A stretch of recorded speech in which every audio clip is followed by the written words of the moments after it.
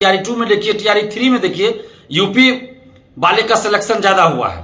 General category में आप देखिएगा तो ज्यादा हुआ है। और आरटीआई से जो डाटा आया है उसमें ये चीज आया है कि कुछ क्लास में, कुछ सब्जेक्ट में ऐसा हुआ है जनरल कैटेगरी में कि बिहार के अभ्यर्थियों का जितना सिलेक्शन हुआ है उससे कई गुना ज्यादा बिहार से बाहर के अभ्यर्थियों का सिलेक्शन हुआ है। अभी आप देखिए, दरोगा सिपाही बहाली हो, बीएसएससी हो, या कभी कभी बीपीएससी सिविल सेवा में भी बिहार से संबंधित प्रश्नों की संख्या 2-4 ही रहती है। तो और बिहार से बाहर कई राज्यों में आप देखिएगा कि अलग से एक पेपर दिया जाता है जिसमें उस राज्य से संबंधित क्वेश्चन ही पूछे जाते हैं, तो उस राज्य के अभ्यर्थियों को फायदा होता है। तो बिहार में भी बिहार से संबंधित प्रश्नों की संख्या ज्यादा हो, ऐसी व्यवस्था की जाए। हम लोग पटना में एक महा आंदोलन करने जा रहे हैं डोमिसाइल की मांग को लेकर, और सभी प्रतियोगी परीक्षाओं में पारदर्शिता लाई जाए इस मांग को लेकर।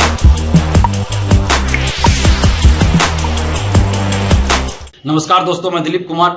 दोस्तों, बिहार से बाहर कुछ राज्यों में सीधे तौर पर यानी प्रत्यक्ष रूप से डोमिसाइल लागू है, जबकि कुछ राज्यों में अप्रत्यक्ष रूप से डोमिसाइल लागू है। प्रत्यक्ष रूप से डोमिसाइल जहां लागू है वहां बिहार के अभ्यर्थी तो कुछ बहालियों में फॉर्म ही नहीं भर सकते, जबकि कुछ राज्यों में अप्रत्यक्ष रूप से डोमिसाइल लागू है। अप्रत्यक्ष रूप से डोमिसाइल का मतलब कि वहां का सिलेबस ऐसा बनाया गया है जिससे उस राज्य के अभ्यर्थियों को फायदा होता है। वहां की परीक्षा प्रक्रिया इस तरह की है कि उस राज्य के अभ्यर्थियों को फायदा होता है और बाहर के अभ्यर्थियों को नुकसान होता है। परीक्षा में उस राज्य से संबंधित प्रश्नों की संख्या ज्यादा होती है जिससे उस राज्य के अभ्यर्थियों को फायदा होता है। और दूसरी तरफ बिहार में आप देखिए कि पूरा ओपन है। टीआरई 1 में डोमिसाइल पहले लागू किया गया लेकिन फिर हटा दिया गया, और यहाँ कुछ परीक्षाओं में तो ऐसा है कि बिहार से संबंधित प्रश्नों की संख्या कभी एकदम नहीं, बिल्कुल नहीं होता है, तो कभी 2-4 क्वेश्चन पूछा जाता है। तो इसके चलते बिहार के अभ्यर्थियों को नुकसान हो रहा है। बिहार में जनसंख्या भी ज्यादा है, रोजगार का एकमात्र सबसे बड़ा साधन सरकारी नौकरी है। यहाँ उद्योग धंधा नहीं है, फैक्ट्रियां नहीं है, जो भी फैक्ट्रियां पहले थी सारा बंद हो चुका है।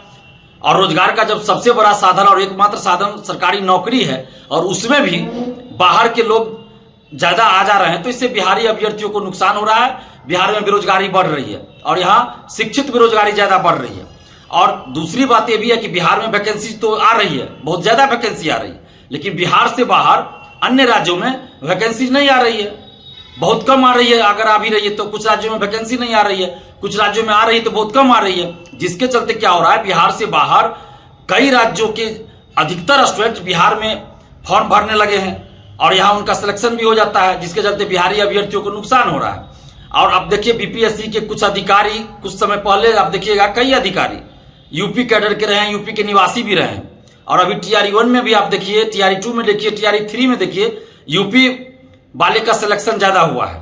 जनरल कैटेगरी में आप देखिएगा तो ज्यादा हुआ है। और आरटीआई से जो डाटा आया है उसमें ये चीज आया है कि कुछ क्लास में, कुछ सब्जेक्ट में ऐसा हुआ है जनरल कैटेगरी में कि बिहार के अभ्यर्थियों का जितना सिलेक्शन हुआ है उससे कई गुना ज्यादा बिहार से बाहर के अभ्यर्थियों का सिलेक्शन हुआ है। और वो भी आप जानते हैं किस राज्य का हुआ है।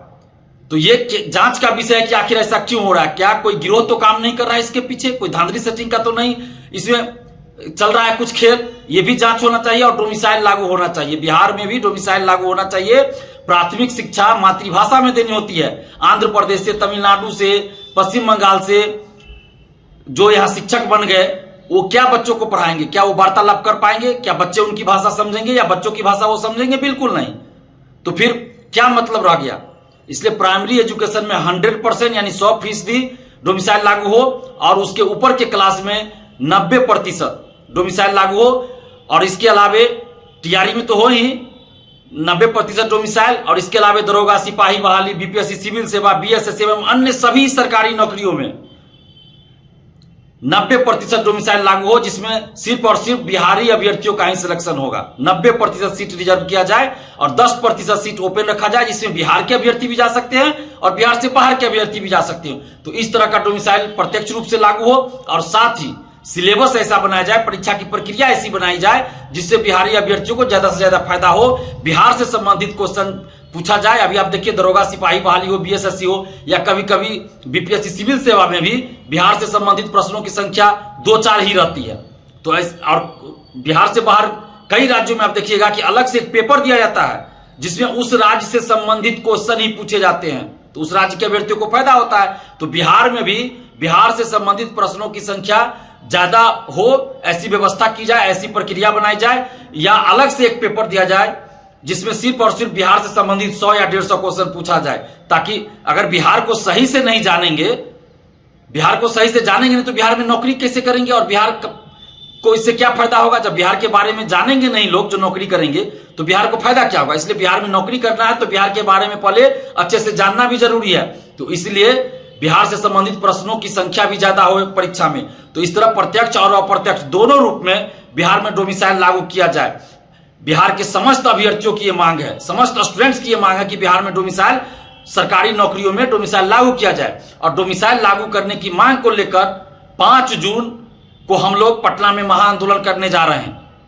आज टेलीग्राम ग्रुप में सुबह में हम लोगों की मीटिंग हुई जिसमें यह तय हुआ कि 5 जून को पटना में महाआंदोलन किया जाए डोमिसाइल की मांग को लेकर। 5 जून की तिथि इसलिए निर्धारित की गई है क्योंकि 5 जून ऐतिहासिक है छात्र आंदोलन के लिए। 5 जून को संपूर्ण क्रांति दिवस मनाया जाता है और जेपी आंदोलन के रूप में जाना जाता है। जेपी आंदोलन दिवस कह लीजिए, संपूर्ण क्रांति दिवस 5 जून। और आप सब जानते हैं कि 5 जून को ही जेपी के नेतृत्व में छात्र आंदोलन हुआ था और उसी आंदोलन से उभरे हुए नेता लालू यादव जी, नीतीश कुमार जी, रविशंकर प्रसाद जी, सुशील कुमार मोदी जी, रामविलास पासवान जी एवं अन्य कई बड़े बड़े नेता रहे हैं। तो इसलिए वो ऐतिहासिक दिन है छात्र आंदोलन के लिए। तो इसलिए 5 जून को हम लोग पटना में एक महाआंदोलन करने जा रहे हैं डोमिसाइल की मांग को लेकर, और सभी प्रतियोगी परीक्षाओं में पारदर्शिता लाई जाए इस मांग को लेकर। तो आप जितने भी बिहार के अभ्यर्थी हैं, बिहार के स्टूडेंट्स हैं, आप सभी से हम हाथ जोड़कर विनती करते हैं, आग्रह करते हैं कि ये अपने हक और अधिकार की लड़ाई है। अपने हक और अधिकार की लड़ाई के लिए 5 जून को सुबह 10 बजे आप पटना पहुंचिए। पटना में कहां पे आंदोलन होगा, गर्दनी बाग में होगा या कहीं और होगा, जहां भी होगा ये 2-4 दिन में जगह बता दिया जाएगा, लेकिन 5 जून को पटना में महाआंदोलन होगा। इसलिए आप लोग 5 जून को सुबह 10 बजे पटना जरूर पहुंचिए। ये आपके अधिकार की लड़ाई है। और हम एक बात और कह दें कि हम बाहरी का विरोध नहीं कर रहे हैं। ऐसा नहीं कि हम बाहरी का विरोध कर रहे हैं, नहीं, हम सभी हिंदुस्तानी हैं, भारतीय हैं। लेकिन चूंकि बिहार में आप जानते हैं बेरोजगारी ज्यादा है, फैक्ट्रियां नहीं है, तो अपने हक और अधिकार के लिए हम लोग चाहते हैं कि बिहारियों के लिए कुछ रिजर्व किया जाए। क्योंकि अन्य राज्यों में बिहार के अभ्यर्थी फॉर्म नहीं भर पाते, या फॉर्म भी भरते तो वहां उनका सिलेक्शन नहीं होने दिया जाता है। तो ये बिहारी अभ्यर्थियों के हक और अधिकार की लड़ाई, हम लोग किसी का विरोध नहीं कर रहे हैं। और बिहार में आप देखिएगा, बिहार से बाहर के आके हजारों अभ्यर्थी यहाँ कोचिंग करते हैं, यहाँ नौकरी करते हैं, लेकिन किन्हीं को कोई दिक्कत नहीं हो रही है और ना ही कोई दिक्कत होनी चाहिए। हम लोग आपसी भाईचारा बनाकर रखेंगे, हम सभी भारतीय हैं। लेकिन चूंकि ये हम लोग के हक और अधिकार की लड़ाई है तो डोमिसाइल की मांग हम लोग कर रहे हैं। तो 5 जून को आप सभी बिहारी अभ्यर्थी पटना पहुंचिए सुबह 10 बजे। धन्यवाद, जय हिंद।